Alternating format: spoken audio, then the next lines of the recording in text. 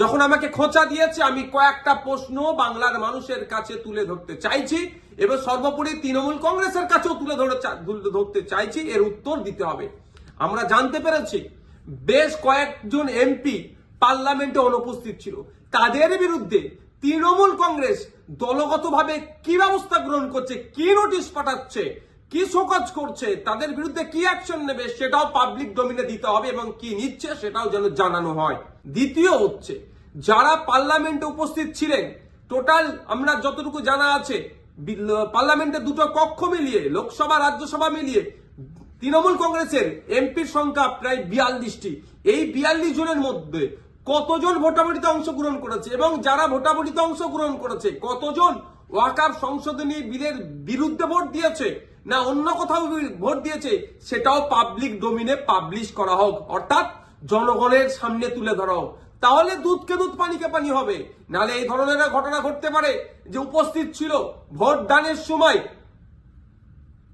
এই ওয়াকফ সংশোধনীর পক্ষে বিরুদ্ধে না ভোট দিয়ে বিজেপিকে সুবিধা করার জন্য তাদের পক্ষে ভোট দিতেও পারে। বিশ্বাস নেই এদেরকে আমার। তাই এই ডেটাটা পাবলিক ডোমিনে দেওয়া হোক।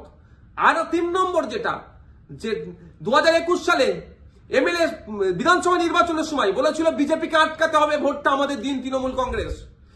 যারা আজকের দিনে এমএলএ তারা বক্তব্য দিতে গিয়ে বলেছিল যে বিজেপির বিরুদ্ধে লড়াই করতে গেলে ওনাকে জিতাতে হবে। ওনাকে জিতিয়েছেন, এখন লড়াই করবে না বিজেপির বিরুদ্ধে, না ঘরে ঢুকে চুপ করে বসে থাকবে? লড়াইটা কেমন ভাবে হবে? গণতান্ত্রিক প্রক্রিয়ায় মাঠে ময়দানে নেবে আন্দোলন সংগঠিত করতে হবে, আর একটা গণতান্ত্রিক প্রক্রিয়ায় আইনের সহযোগিতা নিতে হবে। এই যে বিজেপি ওয়াকফ সংশোধনী বিল নিয়ে এসেছে, এটাকে প্রত্যাহার করার দুটো রাস্তা। একটা হচ্ছে জনগণের চাপ সৃষ্টি করে, যেটা সংখ্যালঘুদের উপরে যে দমনপীড়ন হচ্ছে, ভারতবর্ষের পশ্চিম বাংলায় সংখ্যাগুরু মানুষদেরকে দায়িত্ব নিতে হবে। এই সংখ্যালঘুদের উপরে যে দমনপীড়ন নেমে আসছে সেটাকে প্রোটেক্ট কিভাবে করবে, অর্থাৎ মাঠে ময়দানে সংখ্যালঘু থেকে শুরু করে সংখ্যাগুরুরা মিলে আন্দোলন সংগঠিত করবে, জনপ্রতিনিধিদেরকে সামনে রেখে সাথে নিয়ে একটা দিক। আর একটা হচ্ছে সুপ্রিম কোর্টের দ্বারস্থ হয়ে আইনের মাধ্যমে এই যে নতুন আইন তৈরি করতে চলেছে, এই আইনটাকে রদ করা। এখন আমার বলার বিষয়, পশ্চিমবাংলায় 200-র অধিক তৃণমূল কংগ্রেসের বিধায়ক আছে। সেই সমস্ত বিধায়কদেরকে প্রত্যেকজন যাতে একটা করে মামলা করে তার জন্য প্রস্তুতি নিতে হবে। এবার আমি এটা তৃণমূল কংগ্রেসের সুপ্রিমোকে বলছি, তৃণমূল কংগ্রেসের দলকে বলছি এবং সাধারণ ভোটারদেরকে বলছি। ভোটের সময় কিন্তু এই সমস্ত এমএলএ গুলো প্রার্থী ছিল, তারা বলেছিল বিজেপির বিরুদ্ধে লড়াই করবে। আজকে বিজেপির বিরুদ্ধে লড়াই দেখানোর জায়গা হচ্ছে মামলা করতে হবে। এদের 42 জন রাজ্যসভা লোকসভা মিলিয়ে এমপি আছে, 42 আর এই প্রায় 220টা মতো, 250-র অধিক মামলা কিন্তু তৃণমূল কংগ্রেসকে করতে হবে। তার পয়েন্ট অনুযায়ী আমি বলে দিচ্ছি, এইটা চাপ তৈরি করতে হবে। আমি নওশাদ সিদ্দিকী একা যদি আমি একাধিক মামলার দায়িত্ব নিতে পারি, হাজার হাজার মামলা হবে ওয়াকফ সংশোধনী বিলের বিরুদ্ধে, সেটা আমি ভালো করে জানি, বিজেপিও জানে, তৃণমূল কংগ্রেসও জানে, আমি পাবলিকও জানে। কিন্তু তৃণমূল কংগ্রেস কটা মামলা করছে না, মামলা না করে বিজেপিকে জায়গা করে দিচ্ছে, সেটাও পাবলিককে দেখতে হবে।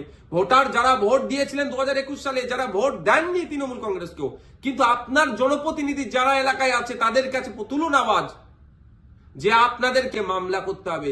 মালদা থেকে কংগ্রেসের একজন এমপি আছেন, তাকেও আমি অনুরোধ করছি আপনিও সুপ্রিম কোর্টে চলেন, গিয়ে মামলা করবেন। এখন দেখার বিষয় তৃণমূল কংগ্রেসের কতজন এমএলএ, কতজন এমপি মামলা করছে এবং আমরা ভোটাররা কতজনকে মামলা করাতে পারছি প্রেসার বিল্ড আপ করে, সেটাই এখন দেখার বিষয়।